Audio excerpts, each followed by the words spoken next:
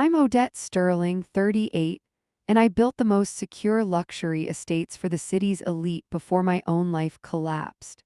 The heavy velvet curtain smelled of dust and old incense as I pressed my face against the rough fabric. I was perched in the shadows of the choir balcony, a ghost in my own story. From this angle, the crowd below looked like a sea of black coats and bowed heads. The organ music droned on, a mournful sound that vibrated through the floorboards and straight into the soles of my shoes. My own framed portrait rested on an easel near the altar, surrounded by white lilies. It was a photo from my 30th birthday. I looked so happy then, so incredibly naive. I gripped the wooden railing until a splinter dug into my palm. The sharp physical pain was the only thing grounding me in reality. I needed to see him. I needed to witness the performance with my own eyes. The heavy oak doors at the back of the chapel groaned open. The murmuring crowd fell silent. Heads turned in a synchronized wave. I held my breath, my lungs burning with the effort to stay absolutely still. Julian walked in. He looked impeccable, of course. His charcoal suit was tailored to perfection, hugging the broad shoulders I used to rest my head on every night. He had practiced his expression in the mirror, I was sure of it. It was the perfect mask of stoic grief, just enough sadness to garner sympathy, but enough strength to remain the dashing widower. But then I looked at his hand. He wasn't gripping a tissue. He wasn't clutching his chest in agony. He was holding onto someone. My eyes shifted to the woman beside him, Myra, his executive assistant. The woman who smiled too much at our Christmas parties.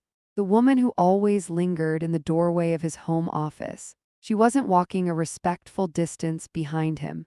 She was hip to hip with my husband at my funeral.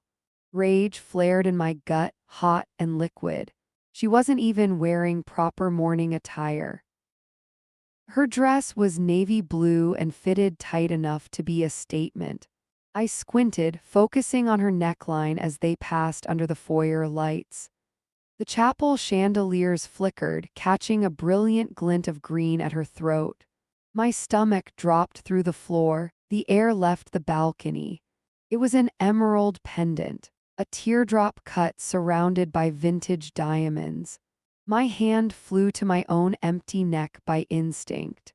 That was my grandmother's heirloom. I had spent 3 weeks tearing our master suite apart looking for that necklace 6 months ago. Julian had told me I must have lost it at the gym. He had held me while I cried over losing a piece of my family history. He had told me I was just stressed. Now it was resting against his mistress's skin while they walked toward my casket.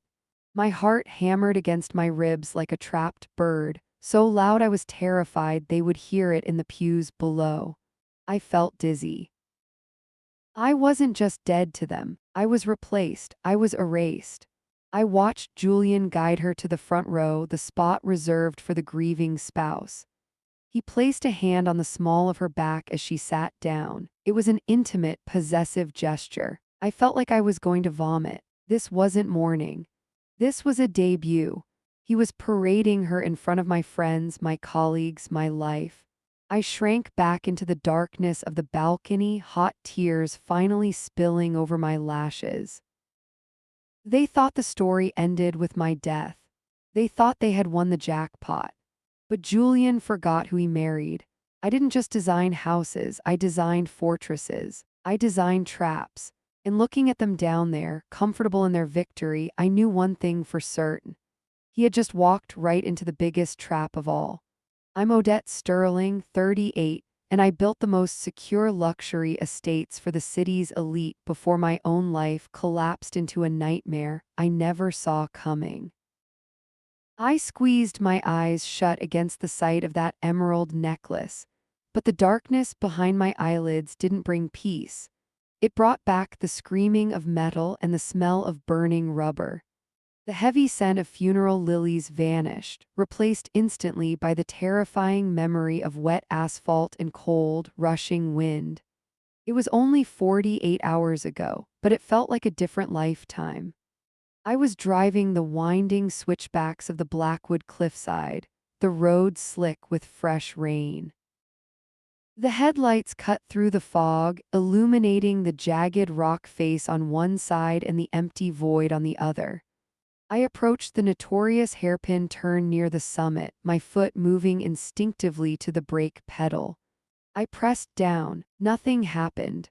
The pedal went limp, sinking all the way to the floor mat with a sickening thud.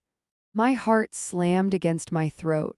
I pumped the brakes again, harder this time, desperation clawing at my chest. The car didn't slow. It surged forward, gaining speed on the decline, the engine roaring like a beast unleashed. My hands locked onto the cold leather of the steering wheel, my knuckles turning white as I fought to keep the tires on the road. That's when I saw it. I glanced at the rearview mirror for a split second, praying for a runaway truck ramp or a soft shoulder. Instead, I saw a flash of silver. A low-slung sports car was tailing me, far too close for the weather conditions. It wasn't just any car. It was a custom silver coupe with modified headlights. Julian's coupe. The realization hit me harder than the G-force of the turn. He wasn't working late at the firm. He was right behind me. I tried to swerve, to grind the passenger side against the guardrail to scrub off speed, but the road was too slick. The back tires lost traction. The world tilted sideways. I felt the sickening lurch of gravity taking over as the car punched through the flimsy wooden barrier. For a second, I was weightless. The headlights illuminated nothing but black air. Then the impact shattered my world. The car tumbled down the embankment, metal screeching against rock, glass exploding inward like shrapnel. I was thrown against the seatbelt, the strap biting into my collarbone with crushing force. The airbag deployed with a punch that snapped my head back, filling the cabin with white dust. When the tumbling finally stopped, I was upside down, suspended in the wreckage, the silence of the woods deafening. I tasted copper. Blood. I wasn't dead. I gasped for air, my lungs burning, and fumbled for the buckle.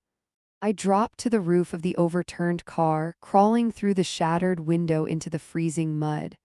My body screamed in protest, every muscle bruised, but adrenaline forced me to move. I dragged myself behind a thick oak tree, shivering violently, and looked up toward the road. High above, at the edge of the broken railing, a silhouette stood outlined against the moonlight. It was Julian. He wasn't frantically dialing 911. He wasn't shouting my name into the abyss. He was standing perfectly still, looking down at the twisted metal of my car. He watched for a long minute, just observing his handiwork, ensuring the job was done. Then, without a word, he turned around, got back into his silver coupe, and drove away. The cold that washed over me then had nothing to do with the rain. My marriage hadn't been a fairy tale or even a partnership. It was a long con assassination. He had been planning this. He had been waiting for this. I didn't let myself cry. Not then. I let the rage cauterize my wounds. I had to move. If I stayed there, I was dead. I limped through the dense woods, ignoring the sharp rocks slicing my bare feet until I reached the old service road miles down the mountain. I didn't call the police. Julian had friends in the precinct. He played golf with the captain. I couldn't trust anyone who wore a badge. I found a trucker at a rest stop who let me use his burner phone for $50. I dialed the only number that mattered. Sela's, I rasped when my lawyer picked up on the first ring, my voice sounding like gravel. Don't ask questions, just listen. I'm dead, or at least I need to be for the next 48 hours. I told him everything. The brakes, the coupe, the look on Julian's face. Silas, the man who had helped me draft my ironclad prenup 10 years ago, didn't hesitate. He began moving assets before I even hung up the phone. We orchestrated my death before the news crews even reached the cliffside. Now, sitting in the balcony of my own funeral, watching Julian stroke the back of his mistress while wearing the mask of a grieving widower, I knew the game had changed. He thought he had buried his problems in the woods. He didn't realize that some things don't stay buried. He thought he was free. He thought he was rich. I wiped the tears from my cheeks and felt a cold, hard smile tug at the corners of my mouth. Silas was walking into the church right now. I saw him enter the side door, clutching a thick leather briefcase. The trap was set. Julian was about to learn that the only thing more dangerous than a woman scorned is a woman who has already survived her own murder. I watched from the shadows as Myra put on a performance worthy of an Academy Award. She dabbed at her dry eyes with a delicate square of fabric, and my breath hitched in my throat. I leaned forward, squinting through the gloom of the balcony to confirm what I was seeing. That wasn't just any tissue. It was a Belgian lace handkerchief I had bought on our honeymoon in Brussels. It had been sitting in my top dresser drawer, folded neatly next to my jewelry box. She hadn't just taken my husband. She was picking through my personal belongings like a vulture before my body was even in the ground. She shifted in the pew, leaning her head onto Julian's shoulder with a familiarity that made my skin crawl. He didn't pull away to maintain appearances. Instead, he tilted his head toward her, and I saw her lips move against his ear. Whatever she whispered caused the corner of his mouth to twitch upward into a quick, cruel smirk. At my funeral, while the priest was droning on about my charitable contributions, my husband was sharing a private joke with his mistress over my empty casket. Then the smell hit me. The heavy, cloying scent of gardenias drifted up to the balcony, overpowering the lilies and the old wood of the church pews. It was sickeningly sweet, thick enough to taste on the back of my tongue. My stomach turned over violently. It was the same perfume I had smelled on Julian's collar for the past year. Every time he came home late from client dinners, every time he claimed he was stuck in traffic, he walked in smelling like her. He had gaslighted me for months, telling me it was the new air freshener in his car or the soap from the gym. Now the truth was wafting through the air, suffocating me with its undeniable presence. My hands gripped the velvet-covered railing so hard my knuckles turned bone white. I wanted to scream. I wanted to hurtle over the balcony and tear them apart. They looked so comfortable down there, sitting in the front row like the king and queen of a kingdom they had stolen. They thought they had won everything. In their minds, the ink was already dry on the death certificate. They were counting the sterling estate assets. They were picturing themselves living in the glass-walled mansion I designed with my own hands. They were already spending the $20 million life insurance policy that Julian had insisted we increase just 3 months ago. They thought they had the blueprints to my entire empire. I took a shaky breath, forcing my hands to release the railing before I snapped the wood. Let them have their moment. Let them smirk and whisper and wear my jewelry. Because they didn't know that the man walking down the side aisle wasn't just a lawyer. He was the executioner of their greed. Silas had just cleared the entryway, and he wasn't here to pay his respects. I'm Serafina Vance, 34 years old, and I built a multi-million-dollar logistics empire from a single warehouse before I was old enough to rent a car without a surcharge. The organ music died down into a low, mournful hum, signaling the main event. I watched from the gloom of the choir loft as the priest stepped aside, gesturing toward the front pew. Julian stood up. The movement was slow, deliberate, heavy with the weight of a sorrow I knew didn't exist. He buttoned his black suit jacket, the Italian wool one I had bought him for our 5th anniversary, and walked toward the pulpit with his head bowed. From this angle, he looked like the perfect tragic figure. The lighting in the church caught the silver at his temples, making him look distinguished, broken, and noble all at once. He gripped the sides of the wooden podium, his knuckles whitening, and hung his head for a long moment of silence. The congregation held its breath. It was a masterclass in manipulation. Serafina. His voice cracked perfectly on the first syllable. He cleared his throat, looking up with tear-filled eyes that scanned the room but carefully avoided the casket. Serafina was more than a wife. She was my compass, my anchor, my vibrant spirit in a world that often feels too gray. I felt bile rise in the back of my throat. Vibrant spirit. 2 weeks ago, he told me I was a cold, work-obsessed harpy because I wouldn't liquidate my emergency assets to fund his gambling debts. I reached into my pocket and pulled out my phone. My hands were shaking, not from sadness, but from a rage so pure it felt like it was vibrating through my bones. I angled the camera through the gap in the heavy velvet curtains, tapping the screen to focus. The red recording dot blinked to life. I needed this. I needed every second of this performance documented. We shared an unbreakable bond, Julian continued, his voice gaining strength, projecting toward the third row of pews. I zoomed in on the screen. The third row wasn't filled with friends or family. It was the board of directors for Vance Logistics. There sat Mr. Henderson, adjusting his glasses, and Mrs. Calloway, dabbing her eyes. They were the people who controlled the future of my company. Julian wasn't eulogizing his wife, he was auditioning for the role of CEO. He knew that if he played the grieving, devoted husband, the board would hand him the keys to the kingdom out of sympathy.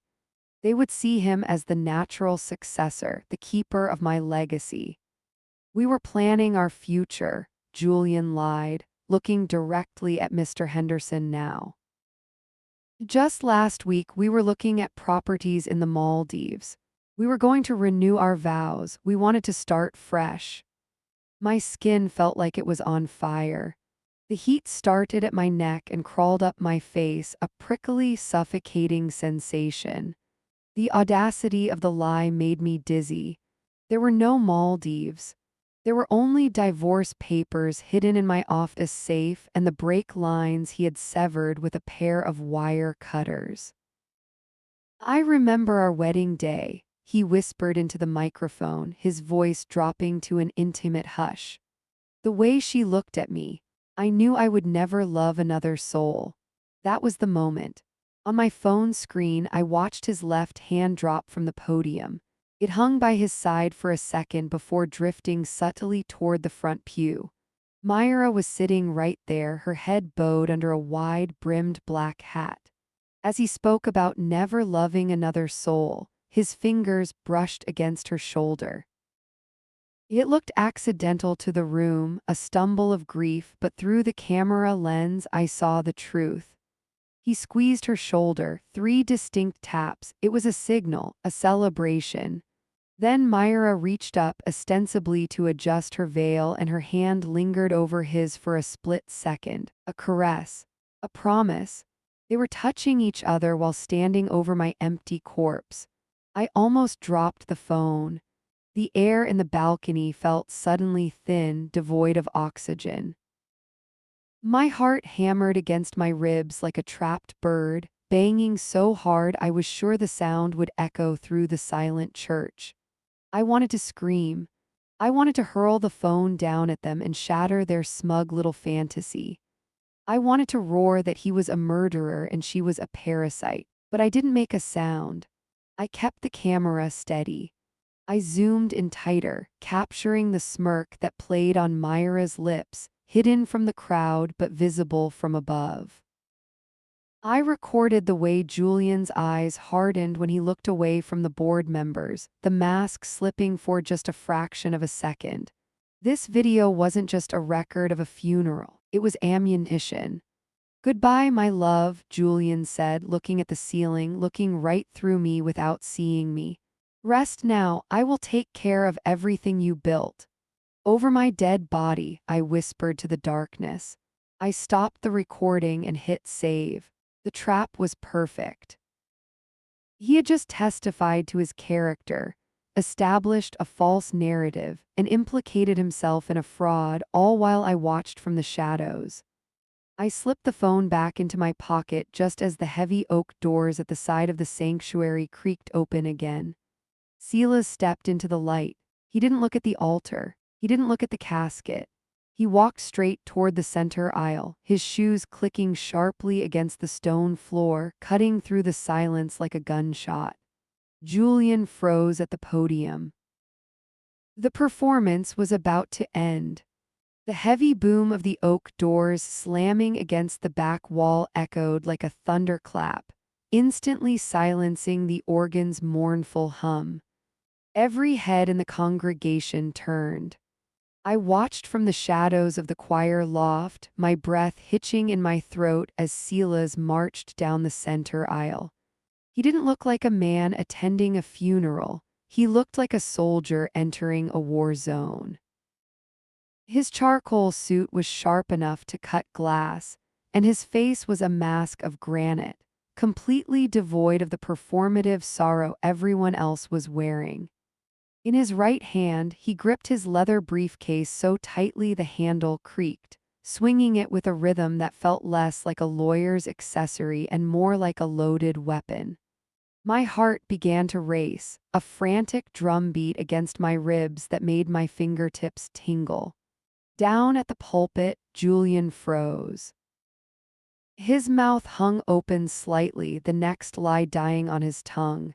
He blinked, confusion warring with annoyance on his face. He looked like a conductor whose orchestra had just been hijacked. "Excuse me?" Julian's voice rang out, amplified by the microphone, sounding tinny and weak against the sudden tension in the room. "We are in the middle of a service." Silas didn't stop. He didn't even slow down. His dress shoes struck the stone floor with a violent, rhythmic clacking that reverberated off the vaulted ceiling. Click, click, click. Each step was a countdown. I leaned forward, pressing my forehead against the cold railing of the balcony. This was it. This was the moment I had bought with my own blood. Silas reached the front of the church and bypassed the pews entirely, stepping right up onto the altar steps. He stood toe-to-toe with Julian, invading his space with such aggressive dominance that Julian actually took a stumbling step backward. The smirk was gone from my husband's face now. In its place was a flicker of genuine panic. "This service is suspended," Silas announced. His voice wasn't loud, but it projected to the back of the room with terrifying clarity. A collective gasp rippled through the pews. I saw Myra's head snap up, her wide-brimmed hat tilting as she stared at Silas. Her hand dropped from her veil to clutch her purse, her knuckles turning white. She knew, deep down in her gut, the parasite knew the host was fighting back. "Who do you think you are?" Julian hissed, leaning away from the microphone, trying to keep his anger private. "Get out of here before I call security. You're disrespecting my wife's memory." "I am honoring her instructions," Silas replied, his voice ice cold. He didn't open his briefcase. Instead, he reached into the inner pocket of his jacket and withdrew a single, thick envelope. It was bright, violent red. My breath caught in my chest. I remembered that envelope.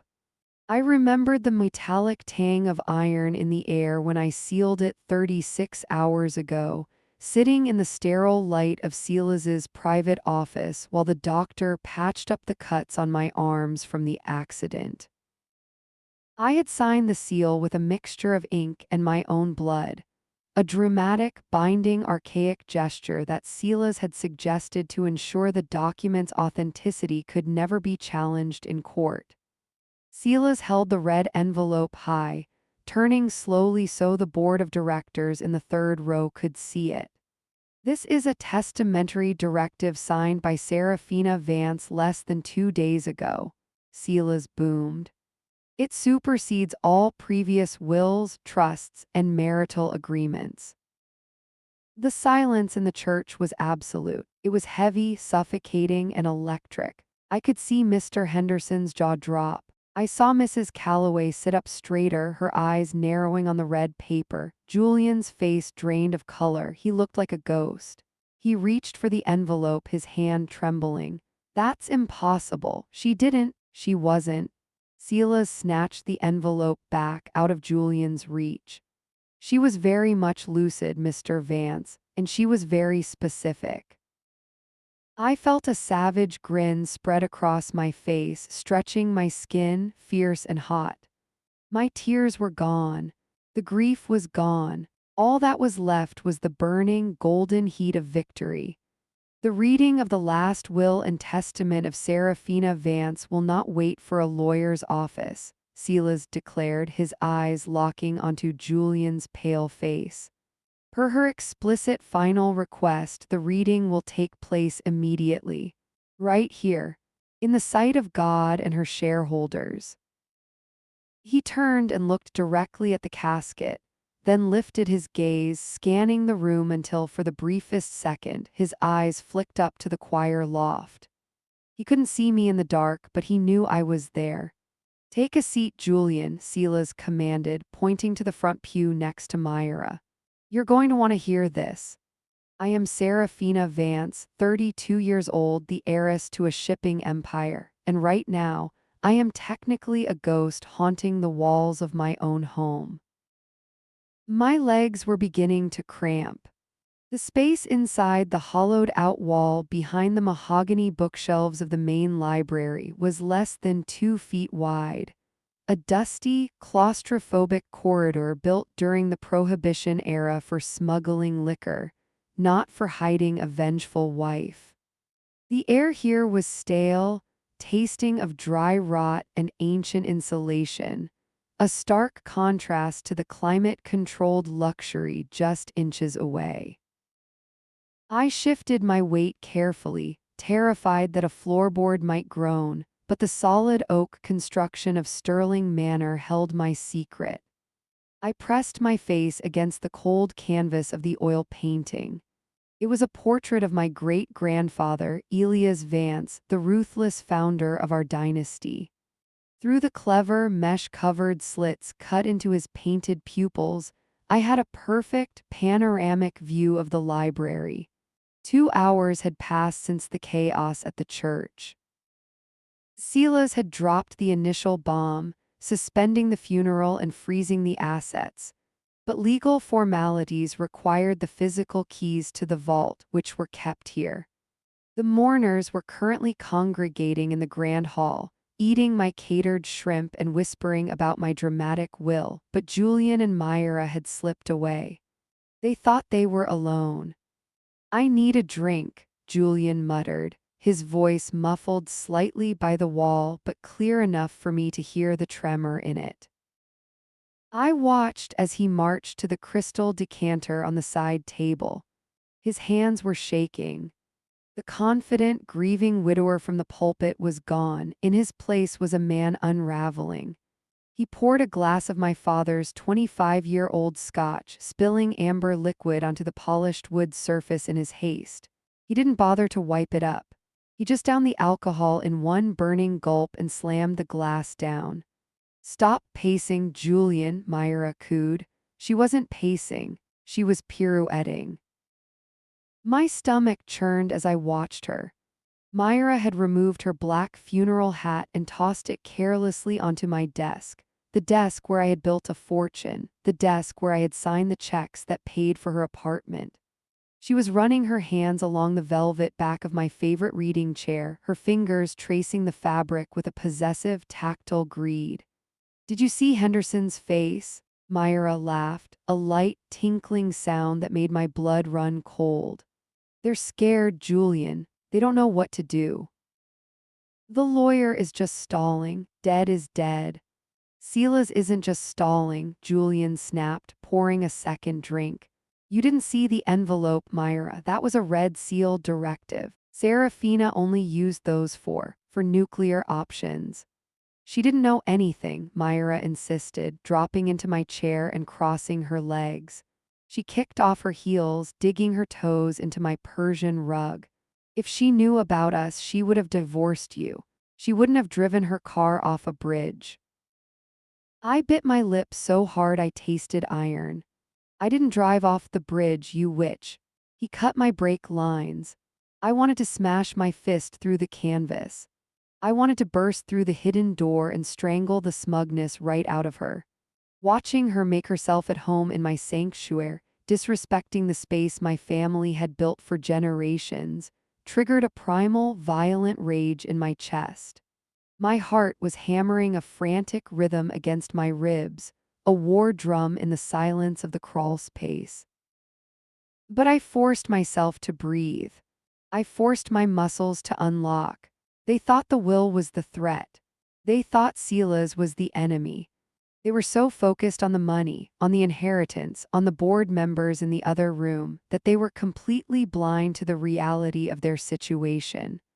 I looked away from the peephole for a second and glanced down at the small, glowing monitor resting on a crate by my feet.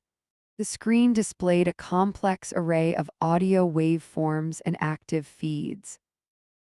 What Julian and Myra didn't know, what they couldn't possibly know, was that this wasn't just a family dispute anymore. When I went to Sila's 36 hours ago, bleeding and terrified, we didn't just write a new will. We called the United States Attorney's Office. We gave them the ledger. The fake Maldives properties Julian had mentioned in his eulogy. They were shell companies. The investments he had been urging me to sign off on for months. They were laundering schemes for a cartel moving product through my shipping containers. I had found the encrypted files on his laptop 3 days before he tried to kill me. That was why my brakes were cut. He wasn't killing me for love, he was killing me to stop me from going to the SEC. I looked back through the eyes of the portrait. "Relax, baby," Myra said, standing up and walking over to Julian. She wrapped her arms around his waist from behind, resting her chin on his shoulder. "We are in the house now. Possession is 9/10 of the law. We find the vault key, we secure the bearer bonds, and we disappear before the lawyers can untangle the red tape. Who cares what the will says if the money is already in the Caymans?" Julian turned in her arms, his face softening. He kissed her forehead. "You're right, that lawyer rattled me. It felt like she was in the room." "She's gone," Myra whispered, reaching up to stroke his cheek. "This is our house now, our empire." I smiled in the darkness. It was a sharp, jagged thing. "Say it again," I urged them silently. "Say it clearer." I glanced down at the monitor. The audio levels spiked into the red. They weren't just confessing to me. Every word they spoke was being transmitted in real time to a surveillance van parked 3 streets away. The library was bugged with high-fidelity microphones hidden in the molding. The smoke detector above their heads was a 4K camera. The smart speaker on the shelf was recording directly to a cloud server accessible by the FBI, the DEA, and the SEC. Silas had arranged it all. He had told the feds that if they wanted the head of the laundering ring, they needed to let the funeral play out. They needed to let Julian feel safe. They needed him to come back here to this room and admit to the plan. "Where is the key?" Myra asked, pulling away from him. "You said it was in the library." "It's in the false bottom of the globe," Julian said, gesturing toward the antique globe stand near the window. "I need to find the magnet to open it." "Hurry," she said, her eyes gleaming with avarice. "I want to see the bonds." "I'm going to check the hallway first," Julian said, buttoning his jacket. "Make sure none of those parasites from the board are wandering around." He walked toward the library doors. I checked my watch. The federal agents were holding their perimeter, waiting for the signal. But the signal wasn't going to come from them. It was going to come from me. I reached into the pocket of my black cargo pants and pulled out a small, heavy remote control. It controlled the localized smart home system of the manor, specifically the automated locking mechanisms and the hidden partition wall I was currently standing behind. Julian reached for the brass handle of the library door. I pressed the button. Click thunk. The heavy deadbolts on the library doors slammed home with the sound of a pistol slide racking. Julian froze. He jiggled the handle. It wouldn't budge. What the hell? Julian, Myra turned from the globe looking spooked. Why did you lock it? I didn't, he said, rattling the door harder. It locked itself. It's jammed. Jammed? Myra's voice pitched up an octave. Let me try the other one, he said, rushing to the side door that led to the garden. I pressed the button again. Click thunk. The garden door bolted shut instantly, just inches before his hand touched it. Panic finally erupted in the room. The air shifted, thick with their sudden realization of entrapment. Julian spun around, his eyes darting to the corners of the ceiling, scanning the room like a trapped rat. "Who's doing that?" he yelled, his voice cracking. "Is someone in here?" I took a deep breath. The air in the passageway was thin, but it filled my lungs with power. I reached out and flipped the switch on the voice modulator Silas had installed next to the peephole. It was connected to the library's hidden intercom system. "You're not the only one who knows about the secret passages, Julian," I said into the microphone. My voice boomed into the library, magnified and echoing from every wall, sounding like the voice of God. Julian stumbled back, tripping over the ottoman and crashing to the floor. Myra screamed, clapping her hands over her mouth. They spun in circles, looking for the source of the sound, looking for the ghost. "Serafina," Julian whispered, his face draining of blood until he looked like the corpse he had wished I was. "That's impossible." I reached for the lever that controlled the hydraulic release of the bookshelf. "Open the briefcase, Julian," I commanded, my voice dripping with ice. "I want to see exactly what you were planning to steal from my widow." I yanked the lever down. With a low, mechanical hum, the entire wall of bookshelves began to rotate. The ancient wood groaned as the secret mechanism engaged, slowly revealing the darkness of the passageway. I stepped out of the shadows and into the light of the library. I was dressed in tactical black, dust on my shoulders, fire in my eyes. Julian was on the floor, scrambling backward on his hands and heels. Myra was frozen by the globe, trembling so violently the antique stand rattled against the floor. I looked down at my husband. I didn't see the man I loved. I didn't see the man I married. I saw a target. "Hello, darling," I said, tilting my head. "Did you miss me?" I'm Serafina Sterling, 34 years old, and seeing the life drain out of my husband's face was worth every penny of the fortune I spent faking my own death. The silence in the library was heavy, a physical weight that pressed against my eardrums. Julian was still sprawled on the Persian rug, his expensive Italian suit gathering dust, his eyes wide and glassy as if his brain simply refused to process the image of his dead wife standing over him. Myra was pressed against the globe stand, her knuckles white, her mouth opening and closing like a fish pulled from water.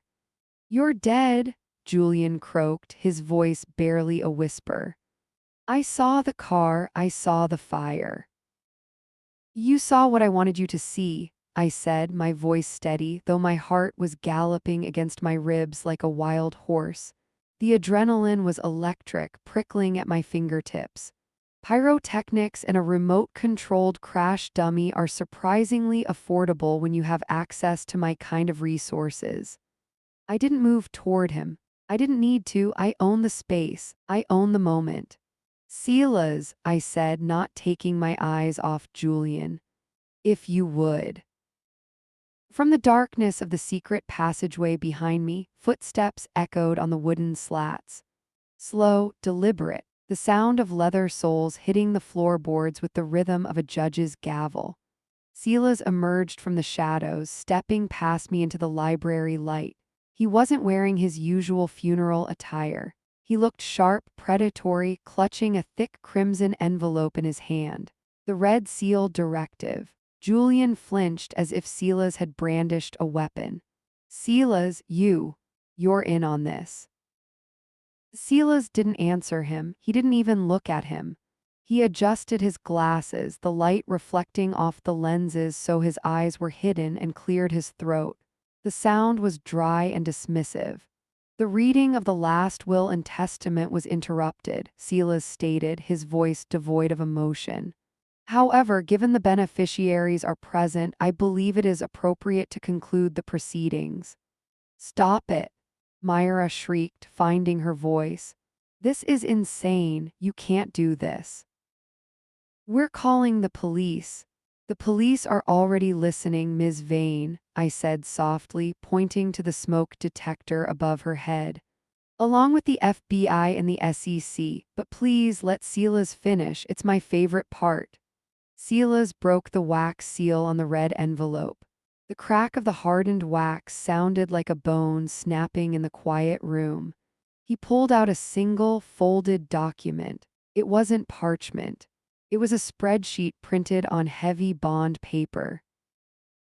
Item 1, Silas read, his tone conversational.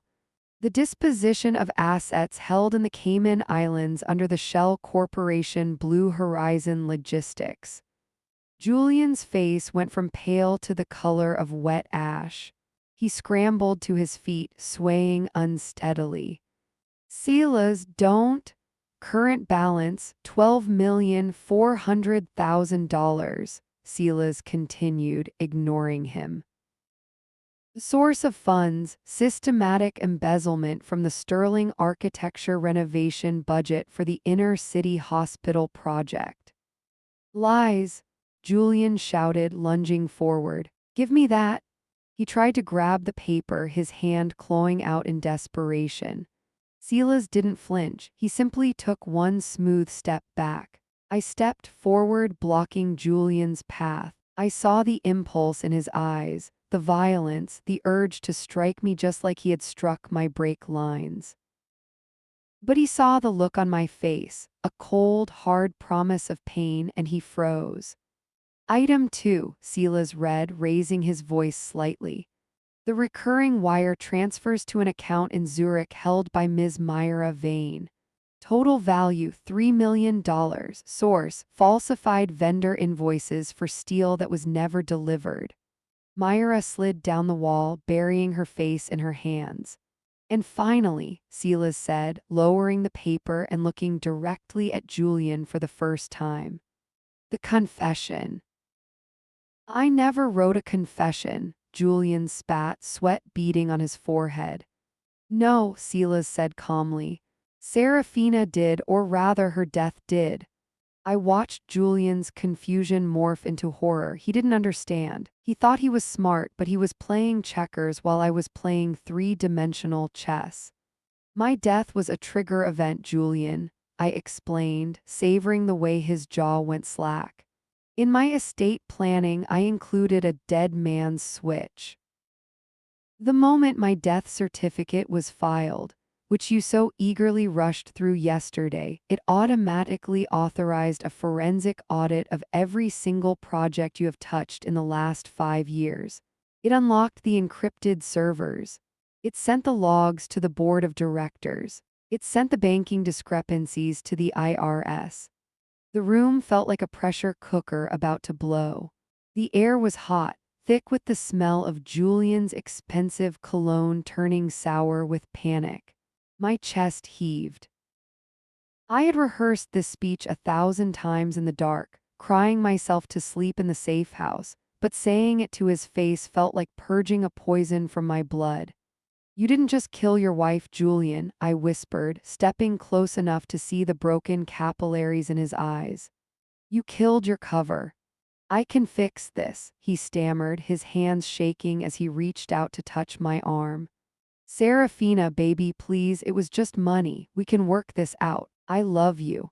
I only did it because I felt emasculated by your success. I wanted to build something for us.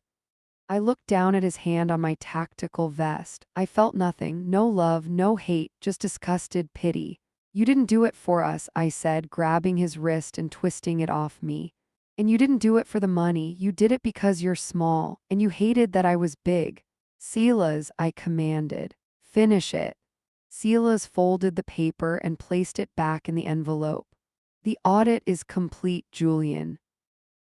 The authorities have the evidence. The assets are frozen, and the Maldives property you were planning to flee to tonight? Silas allowed himself a tiny, grim smile. I sold it this morning. The proceeds were donated to a charity for victims of domestic violence. Julian let out a strangled sound, a mix of a sob and a laugh. He looked at the locked doors. He looked at the secret passage. He looked at Myra, who was sobbing on the floor. You trapped me, he whispered. No, I said, reaching into my pocket and pulling out my phone.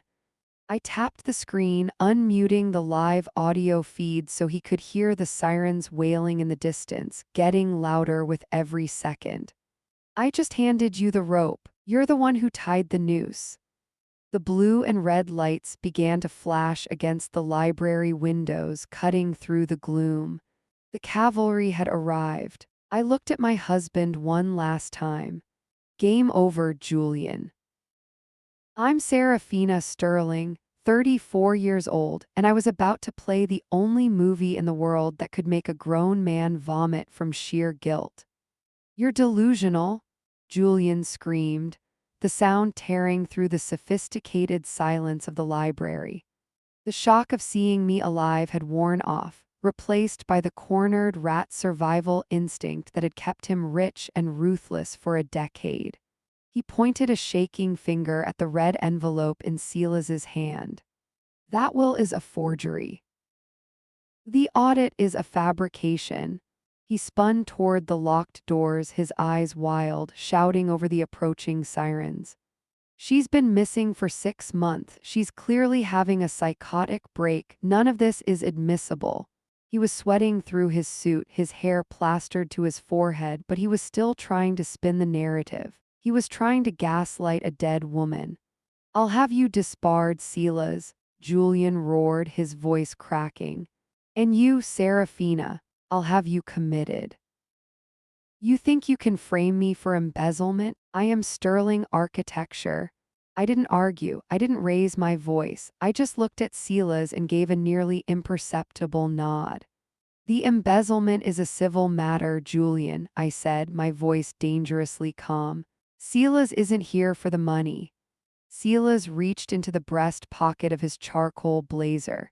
He didn't pull out another document. He pulled out a sleek silver remote control. What is that? Myra whispered, her back pressed against the wall. Silas didn't answer.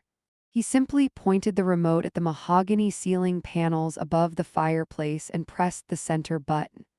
A mechanical whir filled the room. Julian froze, his mouth half open, as the concealed projector screen began to lower. It descended slowly, a white guillotine blade cutting through the dim lighting of the library. More slides, Julian scoffed, though I could hear the tremor in his throat. Going to show us vacation photos. Prove I was a bad husband. No, I said, stepping closer to him so I could smell the fear radiating off his skin. I'm going to show you exactly what kind of man you are. The screen flickered to life. It wasn't a photo. It was video footage. High definition, wide angle with a digital timestamp burning in the bottom right corner. November 14th, 11:42 p.m. The room went deathly silent. The camera angle was from the dashboard of a car. The windshield wipers were slapping back and forth, fighting against a torrential downpour. The headlights cut through the pitch-black darkness of the winding coastal highway.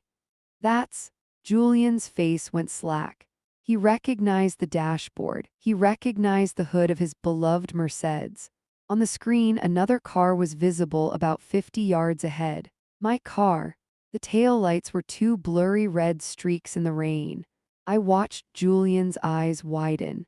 He took a staggering step back, bumping into the leather armchair. "Turn it off," he whispered.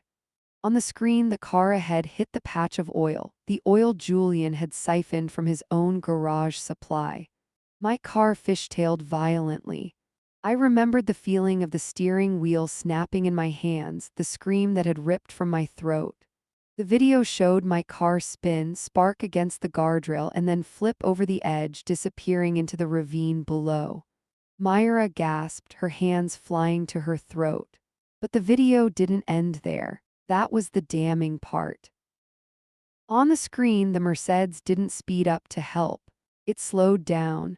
The car pulled onto the shoulder, the gravel crunching audibly through the recorded audio. The driver's side door opened. Julian stepped into the frame. He walked to the edge of the cliff. The rain pelted his expensive coat. He looked down into the abyss where my car was burning. He stood there for 10 seconds, 20 seconds. He wasn't calling 911. He wasn't scrambling down the rocks to save his wife. Raised his left wrist. The glare of the headlights caught the gold face of his watch. He checked the time. He tapped the glass face, ensuring it was running. Then he looked back down at the fire, nodded once, a sharp, satisfied motion, and turned back to his car. "No," Julian moaned, falling to his knees on the Persian rug. "I deleted that. I wiped the SD card. I formatted the drive. Silas has a very talented forensic data recovery team," I said, my voice cold as the grave I had crawled out of. "Cloud backups are a bitch, aren't they, darling?" The video ended, freezing on the image of Julian's face illuminated by the headlights, his expression utterly devoid of humanity. "You watched," Myra shrieked.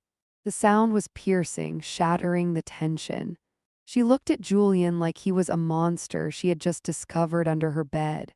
"You told me she died on impact. You told me it was instant. You stood there and watched her burn." "Myra, shut up." Julian yelled, scrambling toward her, but she kicked out at him, scrambling away on her hands and knees. "I didn't know," she screamed, looking at me, tears streaming down her face, ruining her perfect makeup. "Serafina, I swear, I wanted the money, I wanted the house, but I didn't know he watched." "You're on the payroll, Myra," I said, looking down at her with zero sympathy. "You cashed the checks. You slept in my bed. You're just as guilty." The flashing blue lights outside intensified, washing the room in a chaotic strobe of color. The front doors burst open downstairs. Heavy boots thundered on the marble foyer. I looked down at my husband, kneeling on the floor, broken by his own vanity. "You thought you were the director of this story, Julian," I whispered, leaning down so only he could hear me. "But you were just a prop." I'm Serafina Sterling, 34 years old, and watching my husband realize his life was over was the only therapy I would ever need. The heavy oak doors of the library didn't just open, they exploded inward. The sound was deafening, a wooden boom that shook the floorboards beneath my heels like a localized earthquake. Julian flinched so hard he nearly fell over, his eyes darting from me to the squad of uniformed officers flooding the room like a tactical swarm. "Hands in the air." A voice boomed, bouncing off the high ceilings. "Now everybody." Julian's survival instinct, that slippery reptilian part of his brain that had made him millions, tried to fire one last time. He scrambled to his feet, smoothing his disheveled suit jacket with trembling hands, forcing a look of bewildered innocence onto his sweating face. He pointed a shaking finger at me, his voice pitching high with faux concern. "Officers, thank God," he shouted, stepping toward them, palms up. My wife, she's having a psychotic episode. She's armed. She faked her death. You have to help me. She's delusional. I didn't move. I didn't raise my voice. I just stood there, the ghost in the black dress, watching him try to act his way out of a coffin he had already nailed shut. Silas stepped forward calmly, placing himself between the police and me, his hands raised in a non-threatening gesture. Detective Miller, Silas said, his voice cutting through the chaos like a scalpel. I believe you've seen enough. The lead officer, a tall man with eyes like flint and a jaw set in stone, didn't look at Julian. He looked at me. He nodded once, a grim acknowledgement of the nightmare I had survived. Then he turned his gaze to my husband. Julian Sterling, Detective Miller said, walking past the shattered crystal on the floor, his boots crunching on the glass. You are under arrest for attempted murder, insurance fraud, and embezzlement. What? No. Julian backed away, hitting the edge of the mahogany desk hard enough to rattle the lamp. You don't understand. She's right there. It's not murder if she's alive. This is a misunderstanding. I want my lawyer. You don't need a lawyer, Julian, I said, my voice soft but carrying clearly across the silent tension of the room. You need a miracle. I walked toward him, my heels clicking a steady, rhythmic death knell on the hardwood. The officers parted to let me pass. I stopped 3 feet from him, close enough to smell the sour stench of his fear mixing with his expensive cologne. I pulled my phone from my pocket. The screen was glowing bright in the dim library. You think this was just a conversation between us? I asked, tilting the screen toward his face. On the display, a live stream was running.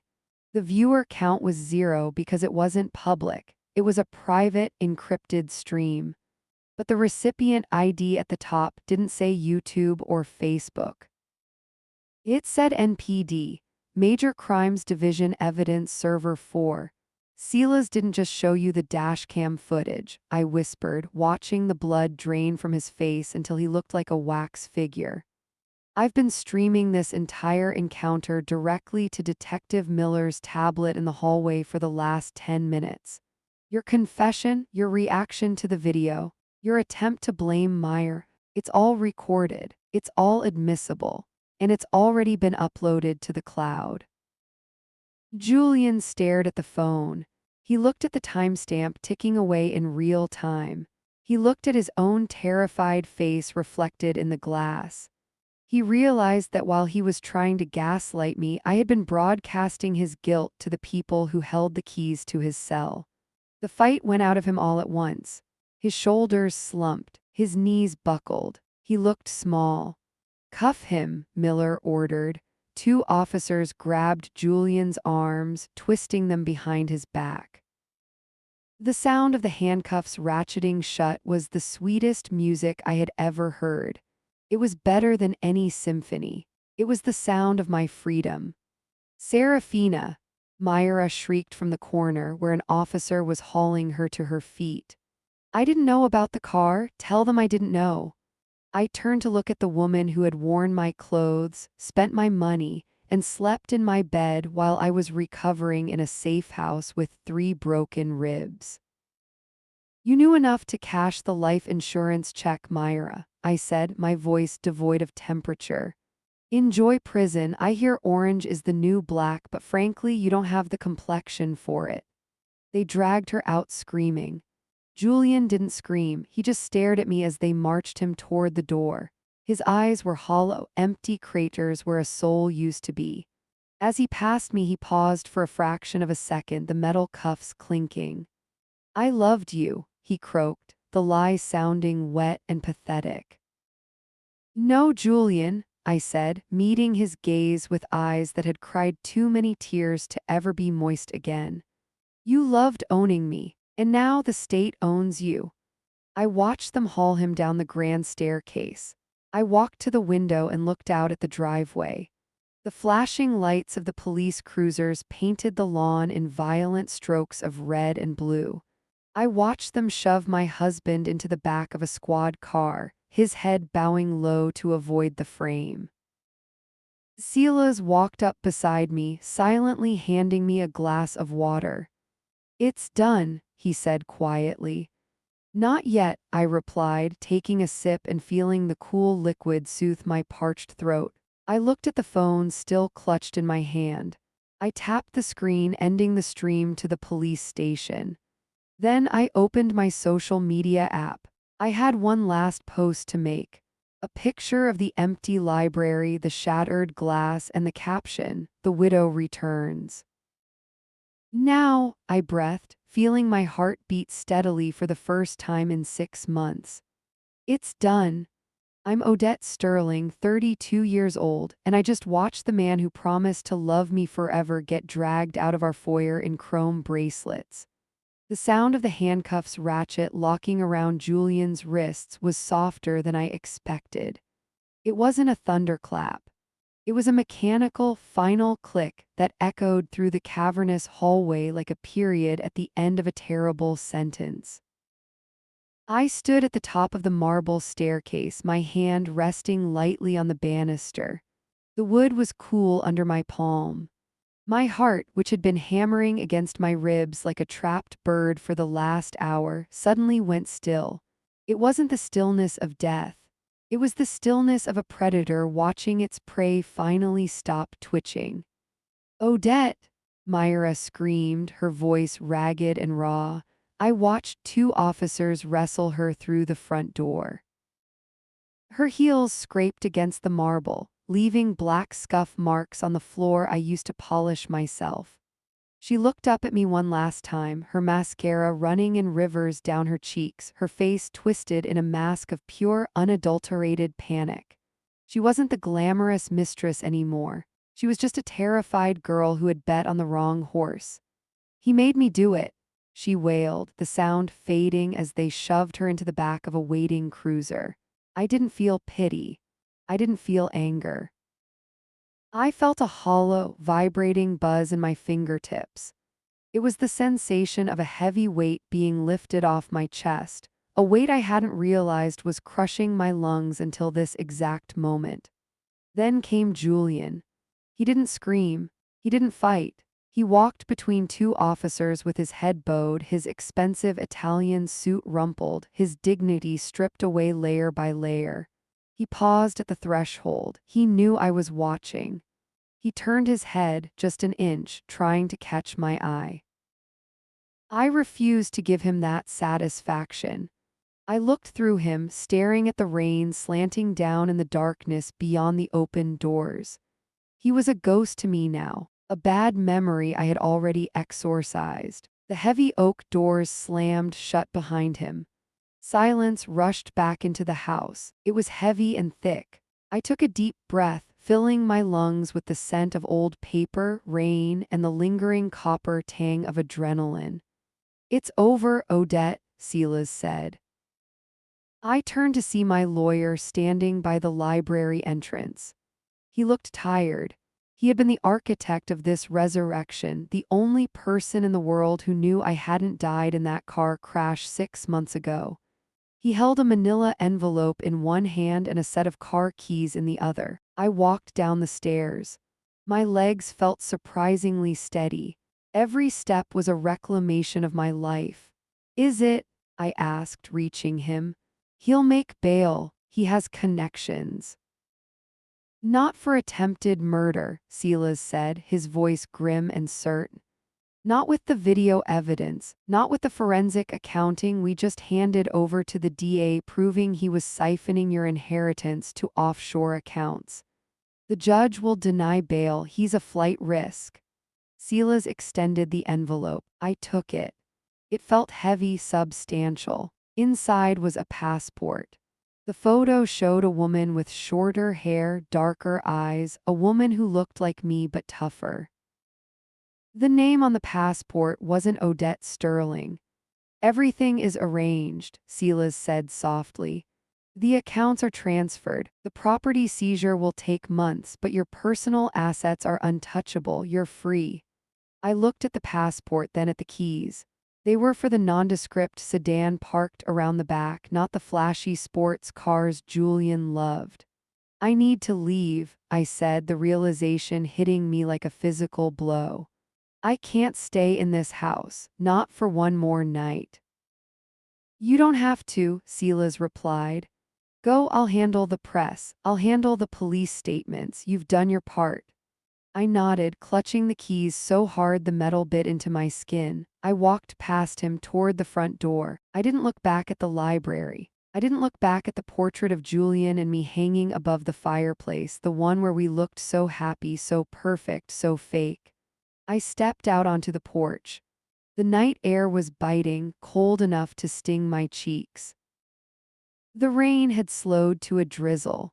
The driveway was a chaotic sea of red and blue lights. I watched the convoy of police cars begin to pull away, their tires crunching on the wet gravel. In the back of one of them sat my husband. In the back of another sat the woman who wanted my life. They were leaving my world. I walked down the steps, the wet stones slick under my shoes. I bypassed the commotion, slipping through the shadows of the manicured hedges toward the rear garage. My hands were shaking now, not from fear, but from the sheer, overwhelming magnitude of my own survival. I found the sedan. I unlocked it and slid into the driver's seat. It smelled like new leather and freedom. I put the key in the ignition. The engine purred to life, a steady, reliable sound. I checked the rearview mirror. I saw my own eyes reflected there. They looked tired, yes, but they were clear. The fog of manipulation, the gaslighting, the fear, it was all gone. I shifted into gear. I didn't drive fast. I drove with purpose. I rolled down the driveway, passing the gate that used to feel like the bars of a golden cage. I turned onto the main road, the darkness stretching out before me. I reached over and rolled down the window. The wind whipped my hair across my face. I took a breath deeper than any I had taken in years. I was Odette Sterling, and I had just burned my life to the ground so I could build something real from the ashes. I pressed the gas pedal. I didn't look back.